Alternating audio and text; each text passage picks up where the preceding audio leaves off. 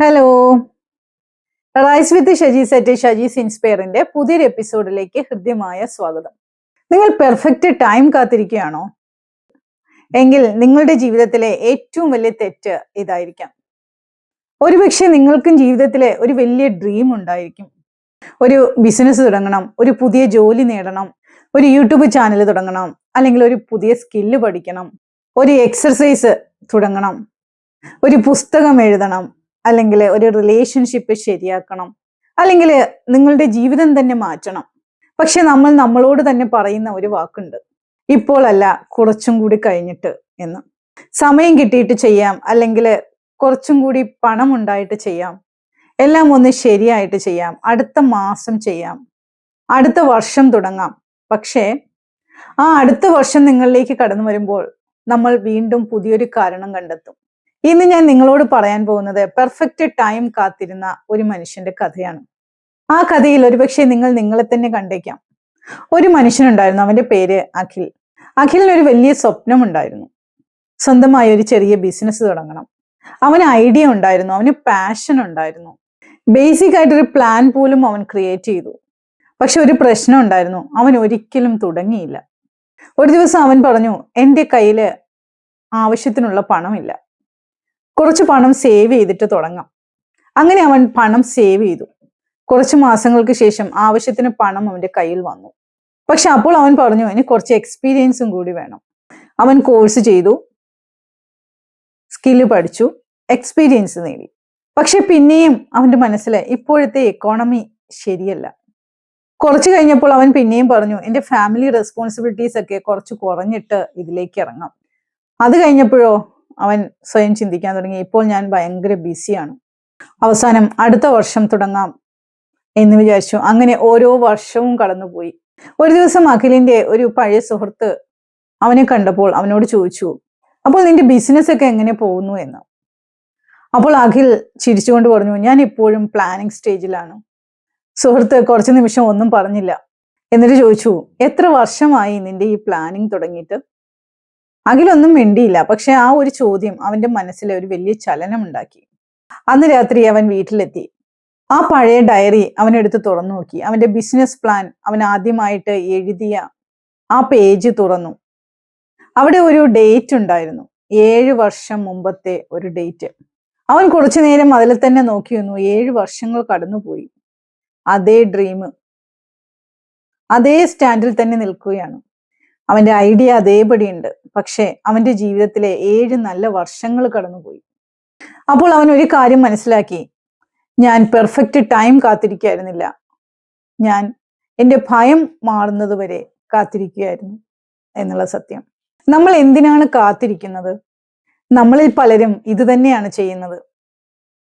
പരാജയത്തെക്കുറിച്ചുള്ള ഭയം, ഞാൻ പരാജയപ്പെട്ടാൽ. പക്ഷെ ഒരു കാര്യം ഓർക്കുക, പരാജയം എന്ന് പറയുന്നത് നിങ്ങളുടെ ജീവിതത്തിന്റെ അവസാന വാക്കല്ല. ചിലപ്പോൾ അത് നിങ്ങളുടെ വിജയത്തിലേക്കുള്ള ഒരു ലെസൺ മാത്രമാണ്. രണ്ടാമതായിട്ട്, മറ്റുള്ളവർ എന്ത് പറയും എന്നുള്ള ഭയം. ആൾക്കാർ എന്ത് വിചാരിക്കും? എന്നെ കളിയാക്കുമോ? എനിക്ക് പറ്റില്ലെന്ന് പറയുമോ? പക്ഷെ ഒരു കാര്യം നിങ്ങൾ ഓർക്കുക, നിങ്ങളുടെ ജീവിതം നിങ്ങൾക്ക് വേണ്ടി ജീവിക്കുമ്പോഴാണ് നിങ്ങളുടെ ജീവിതം ജീവിതമാവുന്നത്. നിങ്ങൾ നിങ്ങൾക്ക് വേണ്ടി ജീവിക്കുമ്പോൾ. മറ്റുള്ളവർ കുറച്ച് ദിവസം സംസാരിക്കും, അല്ലെ? പിന്നെ അവർ അവരുടെ ജീവിതത്തിലേക്ക് കടന്നു പോകും. അവരുടെ അഭിപ്രായം കാരണം നിങ്ങൾ നിങ്ങളുടെ സ്വപ്നം ഉപേക്ഷിക്കരുത്. മൂന്നാമതായിട്ടുള്ള കാര്യം, എല്ലാം പെർഫെക്റ്റ് ആകണമെന്ന ആഗ്രഹം. പ്ലാൻ പെർഫെക്റ്റ് ആയിട്ട് തുടങ്ങാം, കോൺഫിഡൻസ് വന്നിട്ട് സ്റ്റാർട്ട് ആക്കാം, മണി കൂടുതൽ ഉണ്ടായിട്ട് തുടങ്ങാം, എല്ലാം ശരിയായിട്ട് തുടങ്ങാം. പക്ഷേ പെർഫെക്റ്റ് ആയിട്ട് തുടങ്ങാനായിട്ട് നിങ്ങൾ കാത്തിരുന്നാൽ ഒന്നും നിങ്ങൾക്ക് തുടങ്ങാനായിട്ട് കഴിയില്ല. നിങ്ങളുടെ ജീവിതം മാറ്റാൻ ഇന്ന് തന്നെ ഒരു വലിയ തീരുമാനം എടുക്കേണ്ട ആവശ്യമില്ല.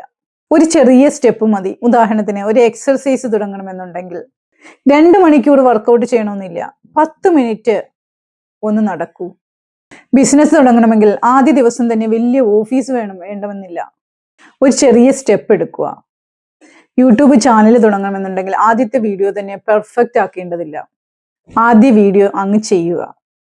ഒരു പുതിയ സ്കില്ല് പഠിക്കണമെങ്കിൽ ദിവസം 5 മണിക്കൂർ വേണ്ട, ദിവസം ഒരു 15 മിനിറ്റ് പഠിച്ചാൽ മതി. ഒരു റിലേഷൻഷിപ്പ് ശരിയാക്കണമെങ്കിൽ ഒരു വലിയ സ്പീച്ച് വേണ്ട, ഒരു ഫോൺ കോൾ ചെയ്യൂ. കാരണം ആ ചെറിയൊരു ആക്ഷൻ, അതാണ് വലിയ മാറ്റങ്ങളുടെ തുടക്കം എന്ന് പറയുന്നത്. ഇനി അടുത്തതായി നമുക്ക് ചെയ്യാൻ പറ്റുന്നത് 5 വർഷം കഴിഞ്ഞുള്ള നിങ്ങൾ. ഇപ്പോൾ നമുക്കൊരു ചെറിയ ഇമാജിനേഷൻ നമുക്ക് ചെയ്യാം. 5 വർഷം കഴിഞ്ഞുള്ള നിങ്ങളെ ഒന്ന് ചിന്തിച്ചു നോക്കൂ.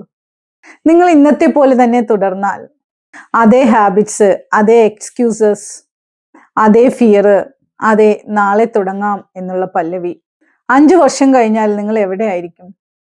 സെയിം തന്നെ ആയിരിക്കും അല്ലെ? ഇനി നേരെ ഓപ്പോസിറ്റ് ഒന്ന് ഇമാജിൻ ചെയ്തേ.